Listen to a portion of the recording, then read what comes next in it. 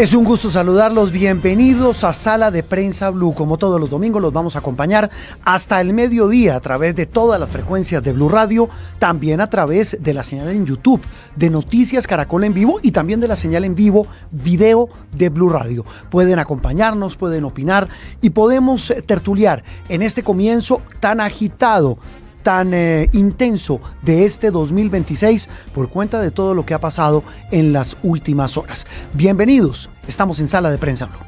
Esto es Sala de Prensa Blue. Muy bien, arrancamos. Don Pedro Viveros, ¿cómo le va? Feliz domingo. ¿Ya ha podido respirar un poquito después de todo esto? Y eso que solo llevamos 11 días de enero, Juan Roberto. Un saludo especial para usted y toda la audiencia y gracias por la invitación. Sabe que estaba haciendo cuentas de eso, que esto se me ha pasado como si lleváramos 8 meses, ¿no? 11 días de enero del 2026. Ave María, no mire, más. hagamos el recuento aquí arrancando Sala de Prensa. Entonces, ocurre la invasión estadounidense en Caracas y en zonas aledañas a la capital venezolana. La captura de Maduro, la amenaza de intervención en Colombia, el presidente Petro en pie de guerra y todo termina en una llamada. Toda esta foto comenzando ya porque digamos después de este puente festivo, el puente de Reyes que se trasladó a este fin de semana, don Pedro, ya la semana que viene digamos arranca entre comillas formalmente el año político y el año en el país en general. ¿Cómo pinta este arranque de año con este panorama? Pues Juan Roberto, mire, yo lo diría de esta manera. Aquí en América Latina el problema que teníamos era el régimen de Maduro, porque era un régimen donde no se respetaba absolutamente ninguno de los parámetros democráticos. Cuando sale ese tapón, por llamarlo de esa manera, que era una dictadura y un régimen, repito, atrabiliario, terminan cediéndole el espacio para que puedan reconducir conversaciones presidentes elegidos democráticamente y que son legítimos en la región, y que por tener esa interferencia de Maduro estaba entorpeciendo la conversación. Lo que ocurrió cuando sale Maduro de la ecuación es que tanto Petro, quien cometió unos errores, en mi opinión, garrafales al hablar en Nueva York, una cantidad de cosas entre Trump, pero repito, cuando sale ese tapón que era Maduro, pueden volver a reconducir lo que tiene que pasar en una democracia, Juan Roberto, que en la diplomacia hablen los que piensan diferente. Para eso es la democracia, y por eso se ocurre una llamada que me parece a mí muy oportuna para el bien de la región y para el bien también de los propios presidentes Trump y Petro, Juan Roberto. Sí, quiero su opinión, Pedro, para centrarnos en este tema puntual de la conversación de marras de esta semana, que tal vez sin duda es la noticia.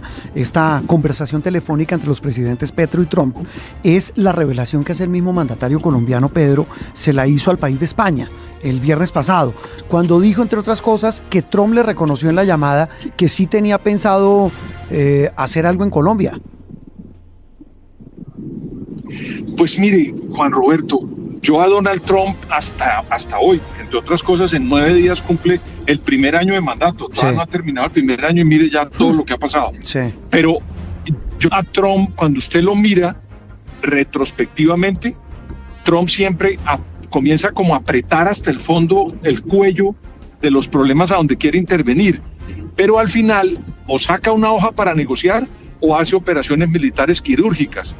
En este caso no hubo una invasión, como mucha gente hablaba que iba a haber en Panamá, o como la similar a la de Panamá, recuerde usted, Juan Roberto, cuando Manuel Antonio Noriega, o la de Grenada, que eran tropas llegando a esos países. Aquí no ocurrió eso. No. Entonces, lo que yo creo que pasa con Donald Trump es que del verbo siempre a la persona que tiene del otro lado de la mesa lo comienza a apretar hasta el momento en el que, repito, saca una hoja para negociar o hace operaciones quirúrgicas. Allá hay varios ejemplos, lo que pasó en Gaza, lo que pasó en Irán y lo que ocurrió con Nicolás Maduro. Sí. Entonces, al decirle al presidente Petro, seguramente era para ratificar pues la forma en que él quería presionar o neutralizar a Gustavo Petro, Juan Roberto. Porque si usted se da cuenta, durante toda la operación de Maduro, Gustavo Petro estuvo completamente neutralizado, no intervino en eso, Juan Roberto. Sí, pero además de eso, recuerde usted que el presidente Petro, justo en la madrugada de la intervención militar de Estados Unidos en Venezuela, en la captura de Maduro, etcétera, tal vez me atrevería a decir que fue el presidente más activo de la región en sus redes sociales y opinando sobre el tema. Es que también yo creo que aquí hay un tema, y quiero su opinión, Pedro, si estoy exagerando, una muy efectiva estrategia del presidente colombiano. Él dirá que no, que es su manera de ser, que es algo espontáneo, pero sí ve uno, y si es espontáneo le salió muy bien, es que terminó metido en el radar de todo un tema. En Colombia, por ejemplo, incluso en Estados Unidos, muchos medios hablaban más de la disputa entre Petro y Trump que entre la misma invasión y la captura de Maduro. No, Juan Roberto, yo lo miro de otra forma. Yo creo que los Estados Unidos le avisaron al presidente Petro con antelación de lo que iba a ocurrir, ¿sabe, Juan Roberto? ¿Usted cree eso? Porque de otra manera uno no entiende Juan Roberto, no me cabe la menor duda, porque mire, pero ese elemento sabe que Pedro sabe que ese elemento es nuevo, es decir, esa teoría no la había escuchado. Sí, ¿usted cree que al presidente Petro le avisaron y sabía de la intervención militar estadounidense? No, y de la es que no me cabe la menor duda.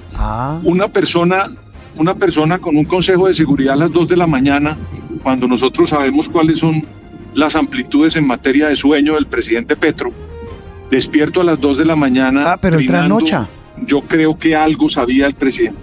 Pues no sé, pero lo que le quiero decir es que trabajando no le hemos conocido mucho.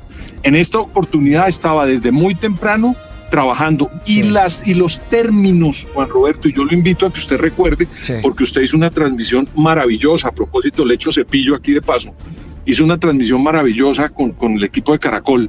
El primer trino que lanza Gustavo Petro de lo que pasó en Venezuela es un trino diplomático. Ahí no hubo ningún adverbio a los que nos tiene acostumbrados el señor presidente que los Petro. Términos de ese trino?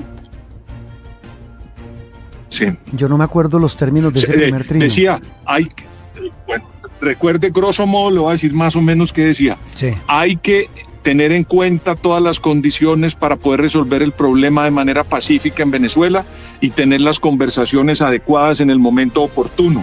Eso era grosso modo lo que decía el primer trino, que si usted le echa una revisada se da cuenta que allá había un mandatario que no estaba de camorra.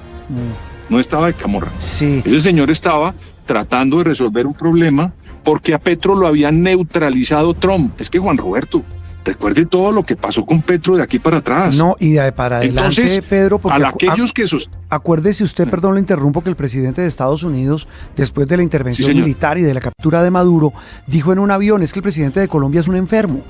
Y yo no descarto, me suena bien una intervención militar. Es decir, si uno lo mira, sabe que usted tiene razón, que el volumen lo subió Trump. Claro, entonces, ¿qué tenía que hacer en esa operación Trump? Es que acuérdese, Juan Roberto, que el presidente de Colombia no tiene visa. Medio gobierno está en la lista Clinton y sin visa. El país está desertificado hoy, cuando estamos hablando. Sí. Entonces, con una llamada eso no se resuelve tan rápido, Juan Roberto.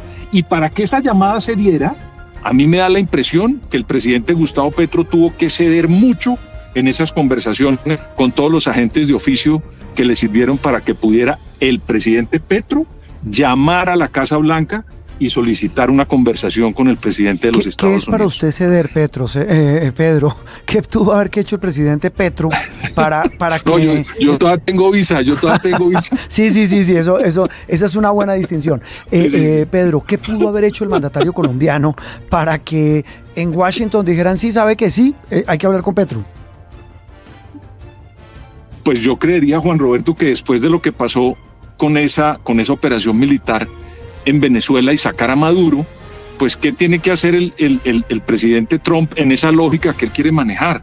Pues conversar con los vecinos, pero ya no con el discurso de Petro previo a la salida de Maduro, que era un discurso altisonante, defendiendo a Maduro, sino que todos los actores que en su momento defendieron a Maduro, ¿usted no se ha dado cuenta, Juan Roberto, que cambiaron la casaca, la camiseta?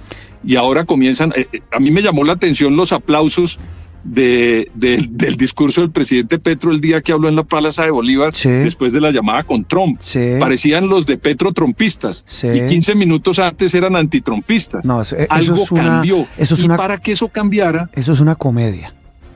Me da pena decírselo, pero yo lo percibí Entonces, así. para que eso cambiara, Juan Roberto, algo tuvo que haber cedido Gustavo Petro.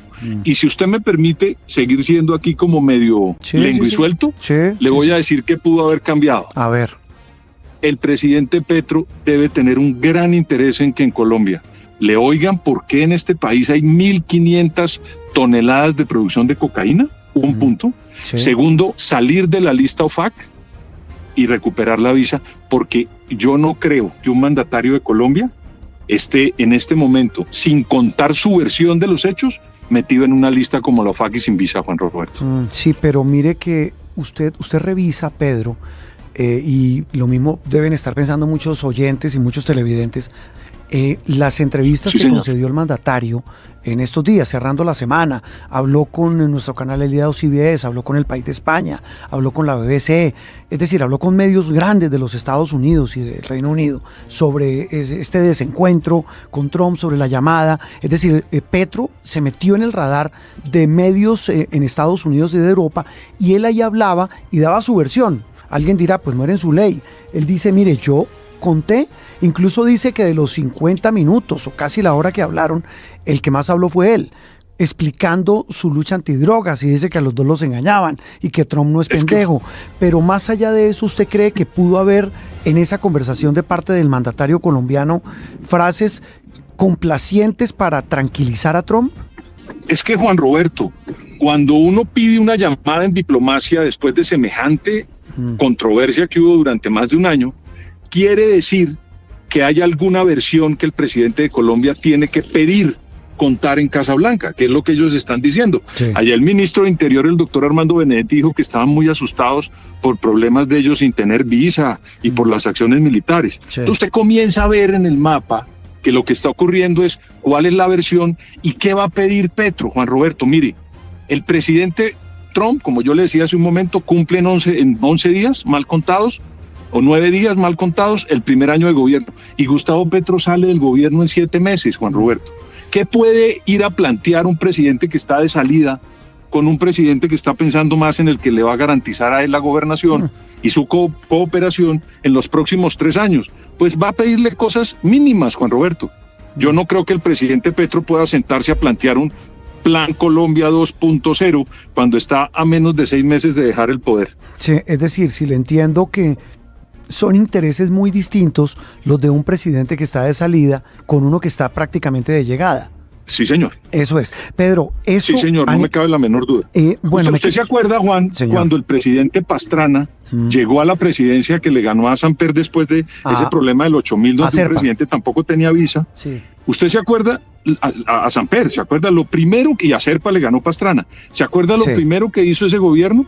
Irse a Estados Unidos a plantearle, comenzando, es más, creo que no se han posesionado. No, el Plan Colombia. El Plan Colombia 2.0. Claro. Perdón, el Plan Colombia. El Plan Colombia, acuérdese, yo lo recuerdo muy bien. Pero eso era comenzando el gobierno. Claro, es que Clinton, presidente, metido en el rollazo, me acuerdo mucho de Mónica Lewinsky, recibe como jefe de Estado al presidente Pastrana, que no se había posesionado. Tiene razón usted.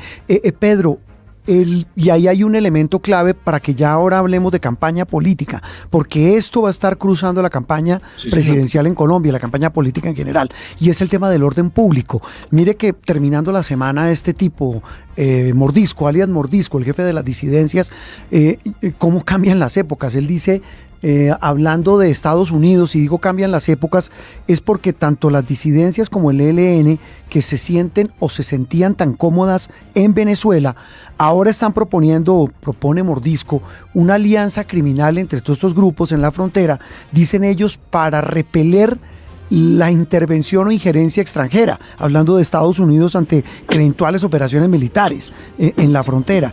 Esto sin duda va a tener una repercusión enorme en el orden público ahí en esa zona limítrofe. Pero claro, no me cabe la menor duda, pero además, ¿sabe algo, Juan Roberto?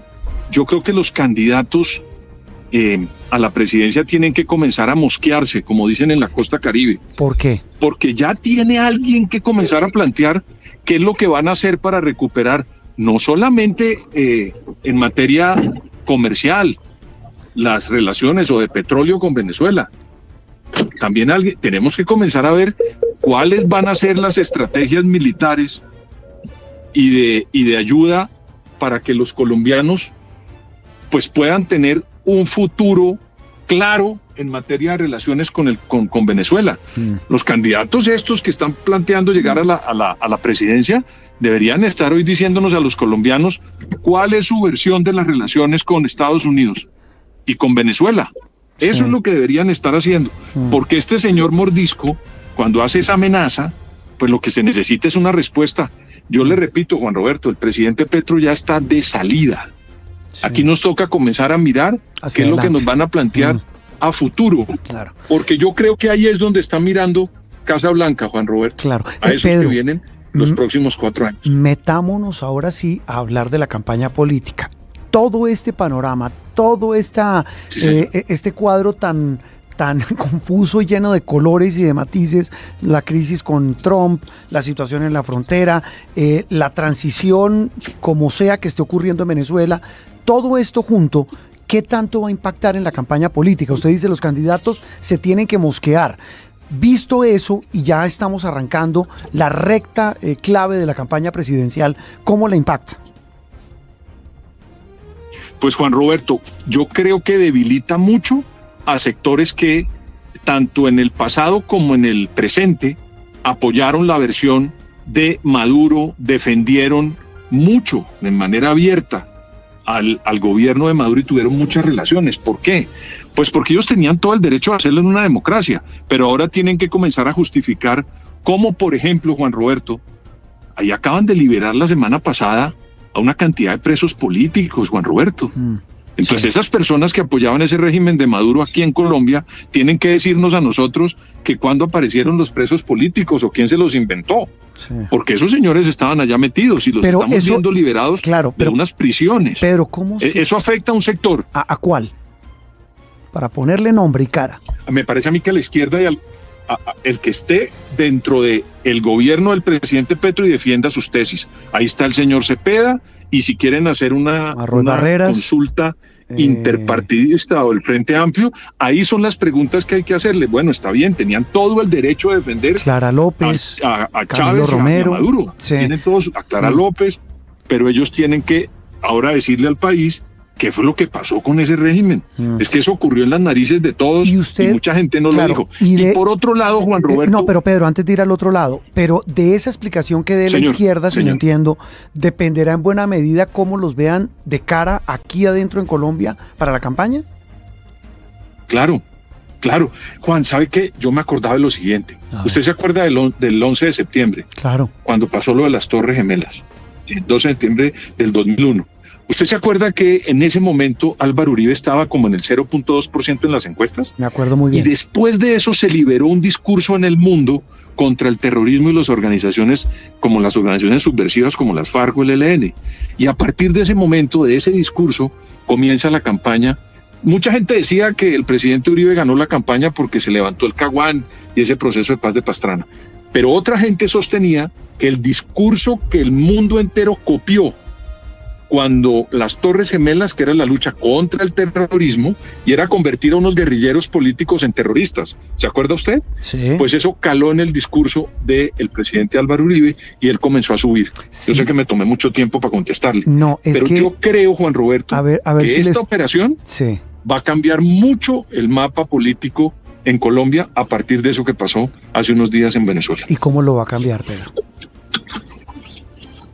Yo, por ejemplo, aquí hay mucha gente que quería hacer el Bukele, ¿se acuerdan? Que aquí hay gente que quiere ser los Bukeles, el señor de las Prieña, creo, que es una persona que quiere ser el Bukele colombiano. Pues mire que ya ese discurso también tiene que cambiarlo. ¿Hacia dónde? Porque hoy en día en lo que se está tratando, pues vamos a ver hacia dónde, pero ese discurso hoy ya no es el discurso que la gente quiere oír. Mire usted lo que está pasando. Trump hace la operación y quien está hoy manejando internamente para que no tenga eso una explosión es el madurismo con Delcy Rodríguez. Entonces, aquel que quiera plantear que es que hay que arrasar y hay que hacer, ¿cómo se dice?, invasiones, como los dijeron en aquel momento, hoy debería estar pensando muy bien qué puede hacer con la estrategia de su campaña. Porque mire usted que Gustavo Petro va para la Casa Blanca, Juan Roberto, a hablar con Trump. Claro. Entonces, esas personas que se radicalizaron de un lado y que defendieron teorías radicales del madurismo, tienen que estar evaluando muy bien sus campañas, Juan Roberto. ¿Qué puede estar pensando la gente en la calle, Pedro? Porque una cosa es el cálculo político, otra cosa es lo que es el vaivén de la diplomacia, esta montaña rusa en la que se ha convertido en las relaciones entre Colombia y Estados Unidos por cuenta del genio con el que amanezcan el presidente Trump y el presidente Petro. Pero más allá de eso, la gente, ¿qué puede estar pensando? Pues a mí me da la impresión que lo que ocurrió es cómo un gobierno de derecha o de ultraderecha, como puede ser el presidente Trump, saca a un dictador que todo el mundo en el hemisferio quería sacar. Y eso garantiza que haya una especie de corrida ideológica, no hacia el radicalismo ese de derecha, ultraderecha, pero sí que se corra centro derecha y derecha el discurso en la política colombiana. Mejor dicho, aquel que defienda las tesis del presidente Petro tiene que reevaluar muy bien cómo las va a defender. Y aquel que haya tenido cercanías con el madurismo tiene también que reformular sus estrategias. Y aquellos que fueron defensores de la libertad, de los temas de derecha, de la libertad de empresa, de ese tipo de conceptos, Juan Roberto, de pronto los pueden estar oyendo más por lo que pasó en Venezuela. Porque créame que el mundo hoy, el señor Trump no tenía buenos ratings en Estados Unidos, Juan Roberto, y con esa operación, ahí está usted viendo las encuestas, cómo subió internamente Donald Trump en los ratings internos de opinión pública en los Estados Unidos. Luego eso sí generó un impacto tanto allá como por supuesto en la región. Y esos países que van a entrar en elecciones este año, por aquí en el vecindario, sí, Juan Roberto, va a tener una implicación muy grande la operación que hizo Donald Trump contra Nicolás Maduro, Juan Roberto. Estaba viendo aquí este fin de semana, por supuesto, plagado, Pedro, y oyentes y televidentes, de artículos, columnas, pues toda la prensa dedicada a hacer el análisis de lo que ha pasado en esta turbulenta primera semana del año. Pero me quedo con un artículo del New York Times de Lydia Paul Green que titula "Este es el pequeño truco de Trump para destruir la democracia estadounidense". Y ella, que es una columnista tal vez de las más importantes de este diario, el más importante del mundo, ella dice que por cuenta de lo que ha pasado en Venezuela, lo que hizo Trump, está haciendo que muchos estadounidenses reafirmen su tesis de que para defenderse y para lograr lo que quieren se hace por encima de cualquier cosa y que no sirven ni las leyes, ni las normas, ni el derecho. El problema que la doctora, que la columnista comete, es que en Venezuela no había una democracia legítima, Juan Roberto. Pero voy a poner un ejemplo. Imagínese usted que los aliados o Franklin Delano Roosevelt en el año 44 hubieran detenido la operación de invasión a Hitler porque hubieran respetado la soberanía y el derecho internacional humanitario. Eso no se podía hacer. Entonces, la señora tiene que ponerle un corolario a su artículo. Yo estoy de acuerdo con su interpretación, Pedro. En Venezuela no había, en cambio en Colombia sí, claro, Juan Roberto. Claro, pero lo que quiero decir Petro es que esta tesis elegido democráticamente. Claro, sí, esa tesis que usted plantea, dice la columnista, si la entiendo leyéndola, y a muchos más. Estaba viendo también en La Silla Vacía una muy buena entrevista de nuestro colega Daniel Pacheco a un hombre que se llama Carlos Dada, del Faro, el periodista salvadoreño, que habla del regreso de la derecha a América Latina por cuenta del modelo Trump. Es que muchos dicen, mire, con tal de que se logre la seguridad y la tranquilidad, ni qué constitución ni qué nada, vamos para adelante. Es que en Venezuela, Juan Roberto, dejó de existir el cordón democrático que le permitía la legitimidad que sí tuvo Chávez, Juan Roberto. Sí. Imagínense que Chávez ganaba todas las elecciones y una que perdió aceptó que había perdido, ¿usted se acuerda? Sí. Entonces ese señor tenía la legitimidad. Nicolás Maduro no. Nicolás Maduro, no de estas elecciones del 28 de julio pasado, hace 2 años. Sí. No, ¿Se acuerdan las de Guaidó? Cuando Sí, claro. creó la figura de Guaidó, el presidente famoso. Sí. ¿Por qué lo hicieron? Pues porque no permitieron que se posesionara una asamblea constitucional elegida democráticamente donde había mayorías opositoras. ¿Usted se acuerda? Sí, y eso sí. fue en el 2016 o 2018. 2016. Entonces el señor Maduro hace mucho rato rompió el cordón democrático. Entonces ninguna de las teorías, en mi opinión, que salen ahora a aducir a algunas personas a decir que irrespetaron la soberanía, tiene cabida en ese concepto. En Venezuela de Maduro, Sí. en Colombia, Juan Roberto, el presidente Petro es un presidente legítimo y elegido mayoritariamente, y hasta el día de hoy, Gustavo Petro, Juan Roberto, ha cumplido a cabalidad la Constitución Política de Colombia. Sí, así es, y eso seguramente es un debate que se va a dar en el arranque de esta campaña, que pues ya tiene unas consultas más o menos definidas y más o menos encarriladas en un comienzo de un año político enorme. Don Pedro, lo dejamos descansar. Feliz Puente de Reyes, forzado en Colombia por cuenta del calendario y no de las fechas, por cuenta de un calendario caprichoso y no la fecha. Un saludo. Porque el 6 fue el Día de Reyes y Vamos. lo estamos celebrando hoy 11. Vamos a ver, Juan Roberto, ¿qué más sigue después de estos 11 primeros días de enero del 2026? No. Saludos y gracias. Tómese suerito y alístese porque lo que viene va a ser intenso. Un abrazo. Pedro Viveros hablando aquí en Sala de Prensa Blue. Interactúe con nosotros a través de Twitter con el numeral Sala de Prensa Blue.